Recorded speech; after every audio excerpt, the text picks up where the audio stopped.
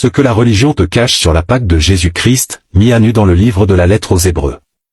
Avant de continuer, clique sur le cœur pour aimer la vidéo et sur Favoris pour sauvegarder la vidéo, afin de la réécouter plus tard. Hébreux 9 verset 8 au verset 12, et de verset 24 au verset 28.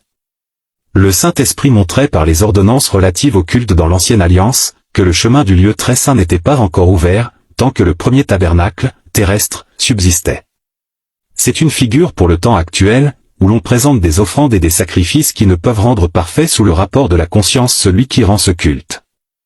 Et qui, avec les aliments, c'est-à-dire le pain, les boissons, c'est-à-dire le vin, et les diverses ablutions, c'est-à-dire les rites de lavement, étaient des ordonnances charnelles imposées seulement jusqu'à une époque de réformation, jusqu'à la venue du Christ Jésus.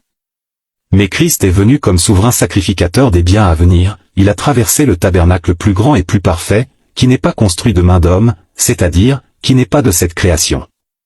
Et il est entré une fois pour toutes, répétons une fois pour toutes les fois, dans le lieu très saint, non avec le sang des boucs et des veaux, mais avec son propre sang, ayant obtenu une rédemption éternelle. Car Christ n'est pas rentré dans un sanctuaire fait de main d'homme, en imitation du véritable, mais il est entré dans le ciel même, afin de comparaître maintenant pour nous devant la face de Dieu. Et ce n'est pas pour s'offrir lui-même plusieurs fois qu'il y est entré, comme le souverain sacrificateur entre chaque année dans le sanctuaire avec du sang étranger.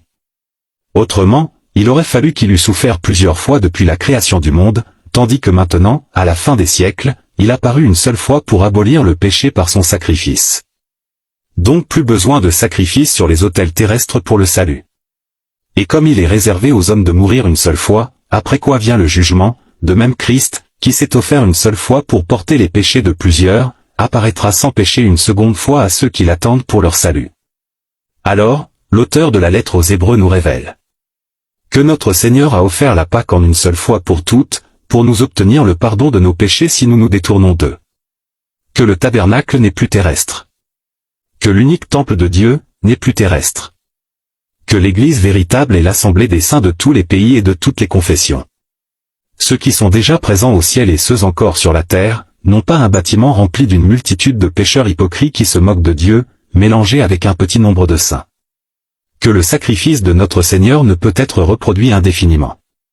Le « faites ceci en mémoire » est une invite de Christ à pratiquer le repas fraternel, si de l'union communionnelle des croyants. Jean 13 verset 35, c'est à l'amour que vous aurez les uns pour les autres que tous reconnaîtront que vous êtes mes disciples. La lettre aux Hébreux nous démasque surtout le faux qui se fait chaque année dans la religion, qui a fait de la Pâque unique de notre Seigneur un vulgaire produit de transactions et de commerces annuels, un cocktail de comédie rituelle et d'hypocrisie. Or, Jésus notre Seigneur a déjà offert au Père éternel, pour notre salut, l'unique Pâque, l'unique sacrifice que les hommes et leur religion ne peuvent à travers quelques cérémonies, quelques rites, et même quelques reproductions théâtrales, ni copier, ni imiter, ni réédicter. Alors sache que cette promesse est ferme pour toi, pour moi, pour nous qui avons de Jésus notre vie, dans Colossiens 3 verset 4, quand Christ, votre vie, paraîtra, alors vous paraîtrez aussi avec lui dans la gloire.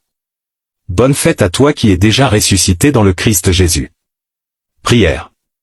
Seigneur Dieu notre Père et Père de Jésus-Christ. Fais-nous pratiquer rien que le christianisme de ton Fils, et sauve-nous de la religion dite chrétienne, qui se trouve être la grande arnaque de tous les temps. Nous t'avons prié au nom de Jésus, ton Fils bien-aimé. Amen. Alléluia. Ici, Jésus te libère PA à l'Esprit Saint, du Logos, la lettre mortelle 2 Corinthiens 3 verset 6, et te donne le Réma. Ainsi, tu peux vivre des ici-bas sur terre, les merveilles du royaume, et commencer la vie éternelle bienheureuse. Mort et ressuscité, Jésus-Christ est vivant à jamais.